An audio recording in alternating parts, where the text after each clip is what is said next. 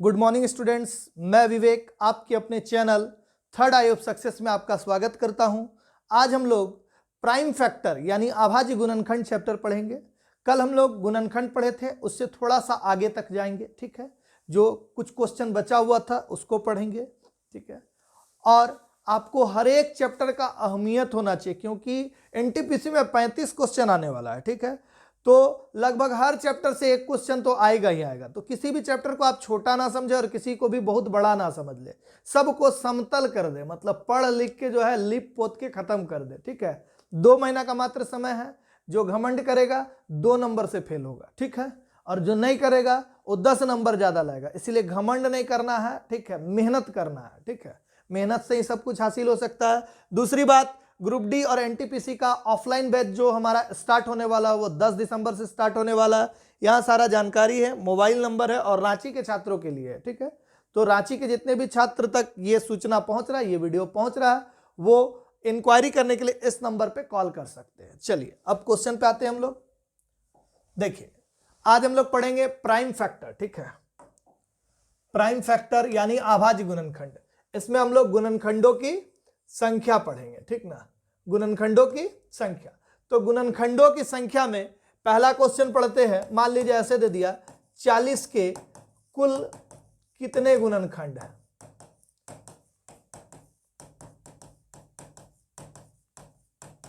हालांकि हम क्वेश्चन लिख के रखे, यहां लिख नहीं पाए होंगे।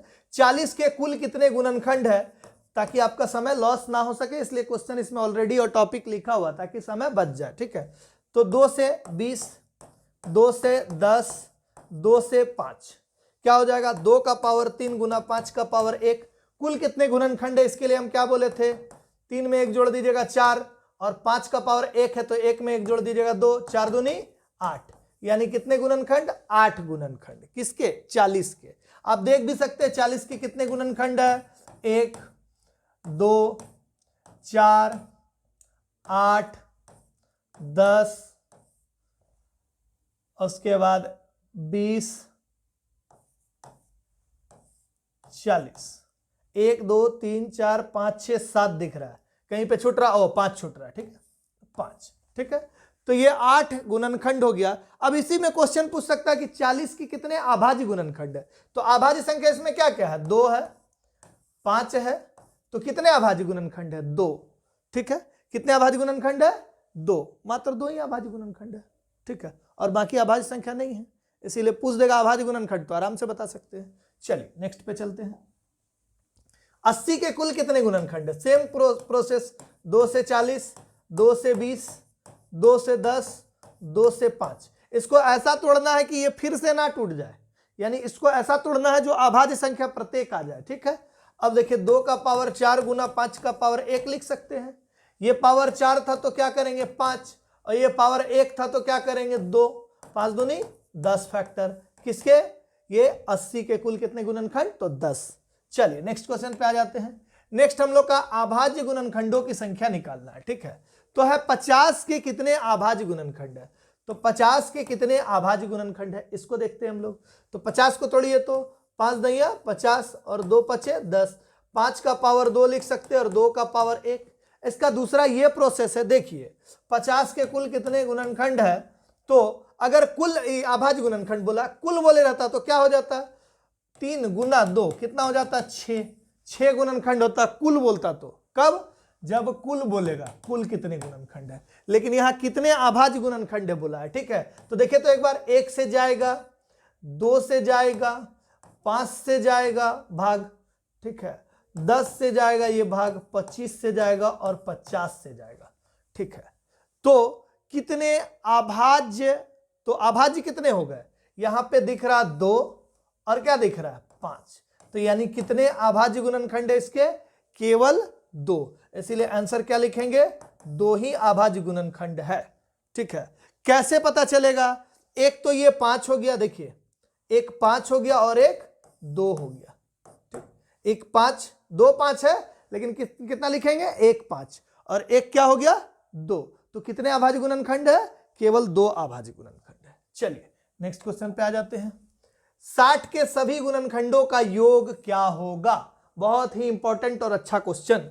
60 का तोड़ते हैं, सभी गुणनखंड का योग देखिए, 2 से हो गया 20, 2 से हो गया 30, 2 से 15, 5 तिया 15, क्या लिख सकते हैं 2 का स्क्वायर गुना 5 का पावर 1 गुना 3 का पावर 1।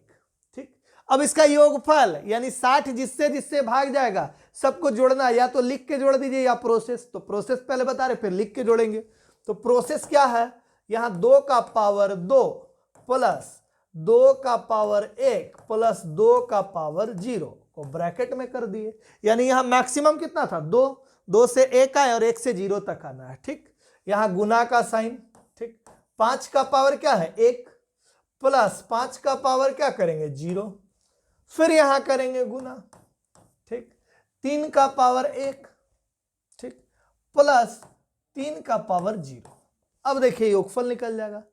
ठीक, किए क्या है, मैक्सिमम पावर 2 है, 2 से शुरू किए 2 1 0, यहां 1 था 1 0, यहां 3 था 1 0, बीच में क्या प्लस, और एकदम बीच में सेंटर में क्या गुना। ठीक, याद रखना है 2 दूनी 4, 2 का पावर 1 2, और किसी का भी पावर 0 बराबर क्या होता है 1। ठीक, गुना 5 का पावर 1 5, और ये कितना 1, 3 का पावर 3, और ये कितना 1, 4 2 6 और 1 7, गुना 5 और 1 6, गुना 3 और 1 4। ठीक, 7 छक 42 और गुना 4, 4 दूनी 8 और 4 चौके 16, तो कितना 168 168।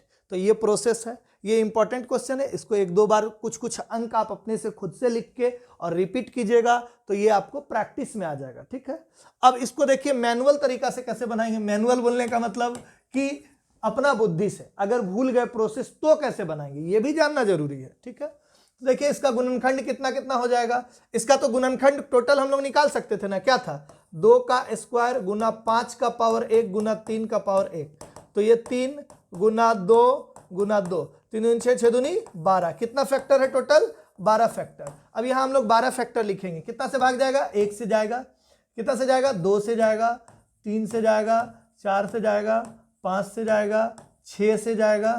ठीक, उसके बाद 10 से भाग जाएगा ये, उसके बाद 12 पचे 60, उसके बाद 15 चौके 60, उसके बाद 12 60 15 20, 20 से 20 दिया 60, और ये 60। देखिए तो 12 ठो आया, 1 2 3 4 5 6 7 8 9 10 11, एक कहीं छूट रहा है, एक हाँ 30 छूट रहा है। ठीक ठीक ठीक ठीक, 30 छूट रहा है, 30 दूनी 60।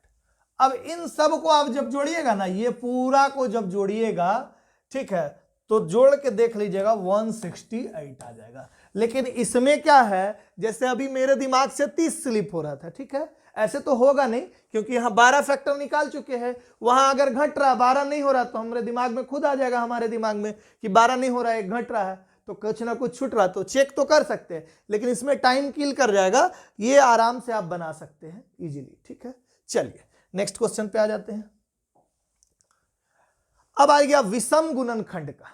ठीक है, विषम गुणनखंड, तो 84 के कितने विषम गुणनखंड है, देखिए बहुत अच्छा सा क्वेश्चन है। तो 84 को तोड़िए तो 2 से 2 चौके 8, 2 दूनी 4, 2 दूनी 4, 2 1 2, 3 सत्ते 21, क्या लिख सकते हैं इसको 2 का स्क्वायर गुना 3 का पावर 1 गुना 7 का पावर 1।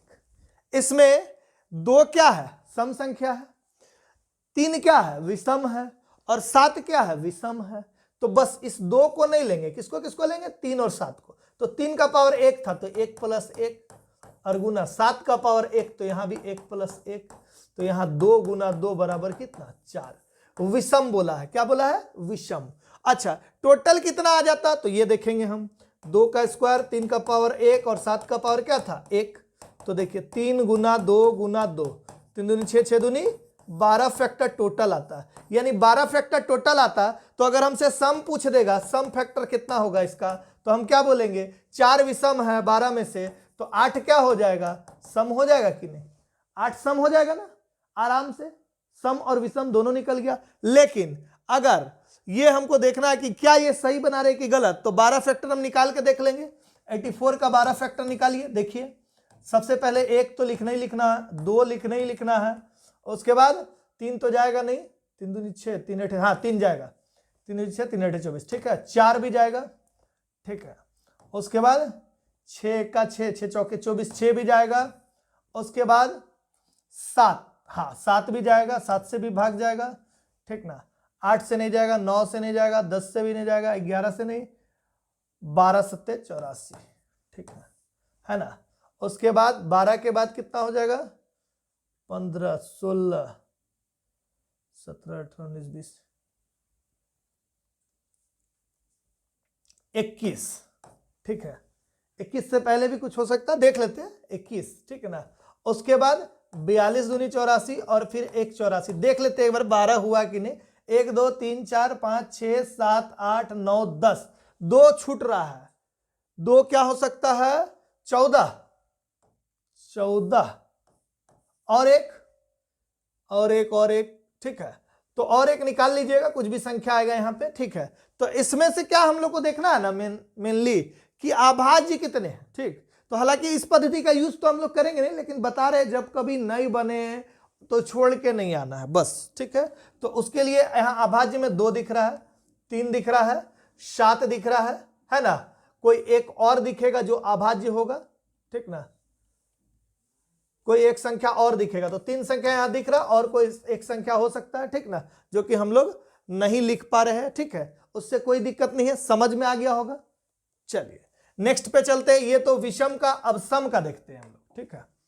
देखिए समय लॉस नहीं करते हैं और सम का देखते हैं। तो 100 के सम गुणनखंडों की संख्या, तो देखिए 100 का 2 से कितना हो गया 50, 2 से कितना हो गया 25, और 5 से 50 25, ठीक। तो देखिए 2 का स्क्वायर गुना 5 का स्क्वायर, ठीक। तो टोटल गुणनखंड कितना हो जाएगा, 3 गुना 3, 3 तिया 9। अच्छा विषम कितना हो जाएगा, तो यहां देखिए, यहां से विषम निकाल लेते हैं 5 के स्क्वायर से। विषम कितना, 2 + 1 बराबर कितना 3, विषम 3। टोटल ये 9 टोटल निकला ना, और विषम 3 निकला, तो सम क्या हो जाएगा, 9 - 3 बराबर 6। यही क्या हो गया आंसर, ठीक। यानी सम के लिए टोटल निकालना होगा, टोटल से विषम घटाना होगा तो सम निकलेगा, ठीक। क्लियर। चलिए जो भी चीज ना समझ में आया उसको कमेंट बॉक्स पे जरूर कमेंट कीजिएगा कि आपका वीडियो अच्छा नहीं लग रहा है, समझ में नहीं आ रहा है, तो हम लोग इम्प्रूव करेंगे, ठीक है, और ज़्यादा, ठीक है। क्योंकि ऑनलाइन और ऑफलाइन में दोनों में बहुत ज़्यादा डिफरेंस हो जाता है, क्योंकि वहाँ पे क्या रहता है, समय जो है अनलिमिटेड रहता है, और यहाँ पे हम लोग को समय जो है लिमिटेड समय में पढ़ाना रहता है, लिमिटेड टॉपिक, ठीक है। चलिए नेक्स्ट पे चलते हैं। 175 के सम गुणनखंडों की संख्या, ठीक। तो 175 को तोड़ देते हैं, ठीक ना। देखिए तो 5 से 5 तिया 15, 50 25, 5 7 35, 5 का स्क्वायर गुना 7 का पावर 1। यहां टोटल कितना हो जाएगा बताइए, तो टोटल गुणनखंड 3 गुना 2, 3 दूनी 6, ठीक। अच्छा टोटल में विषम कितना हो जाएगा, ये दोनों संख्या विषम है कि नहीं, ये दोनों संख्या विषम है, तो 2 + 1 गुना 1 + 1, तो कितना हो गया 3 गुना 2 यानी 6। ये क्या आ गया, विषम गुणनखंडों की संख्या। तो विषम गुणनखंड भी 6 और टोटल भी 6, तो सम क्या हो जाएगा, टोटल में से विषम घटा दीजिएगा तो कितना 0, क्या आ गया 0। याद रखिएगा जब भी विषम संख्या हो, ये कौन सा संख्या है, विषम संख्या का कोई भी सम गुणनखंड नहीं होता है, विषम संख्या का 0 सम गुणनखंड होगा, ठीक है। चलिए इसी तरह से आपको क्वेश्चन का प्रैक्टिस करना है। आज के वीडियो में हम लोग इतना ही क्वेश्चन लेके आए हैं, इतने ही क्वेश्चन, इससे बाहर क्वेश्चन आप लोग का नहीं आना है, ठीक है। इसको प्रैक्टिस कीजिए, इसका और अपडेटेड वर्जन वाला क्वेश्चन को प्रैक्टिस कीजिए। आगे जब हम चैप्टर वाइज RS अग्रवाल से लाएंगे तो आपको और ज़्यादा मजा आएगा पढ़ने में। अगर वीडियो अच्छा लगा, समझ में आ रहा है, तो लाइक कीजिए, शेयर कीजिए और सब्सक्राइब कीजिए। धन्यवाद।